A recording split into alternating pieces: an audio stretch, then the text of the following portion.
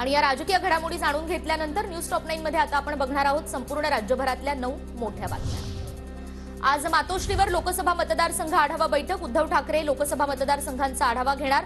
दुपारी 12:30 वाजता या बैठकीचं आयोजन। देशातील कोणत्याही साहसपूर्ण लढ्यामध्ये भाजप नव्हतं। दुसऱ्याच्या इतिहासाबाबत भाजपला पोटदुखी आणि पोटशूळ, लोकांनी बनवलेलं लोणचं पापड विकणं हेच भाजपचं काम।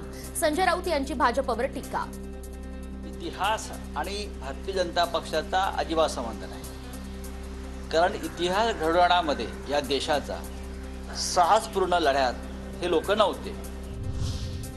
महाविकास आघाडीच्या शेतकरी आक्रोश मोर्चाला सुरुवात। सुप्रिया सुळे, अमोल कोल्हेंच्या नेतृत्वात मोर्चा। 30 डिसेंबरला पुण्यामध्ये शरद पवार, संजय राऊत आणि जयंत पाटलांच्या उपस्थितीमध्ये मोर्चाची सांगता होणार। अमरावतीमध्ये नितीन गडकरी आणि शरद पवार आज एकाच मंचावर। पंजाबराव देशमुखांच्या जयंतीनिमित्त दोन्ही नेते आज एकाच मंचावर येणार। मनोज जरांगेंच्या मुंबईतील आंदोलनापूर्वी मागासवर्ग आयोगाच्या हालचाली। 20 जानेवारीच्या आधी मराठा समाजाच्या मागासलेपणाचं सर्वेक्षण पूर्ण करण्याचा प्रयत्न। आज पुण्यामध्ये महत्त्वाची बैठक।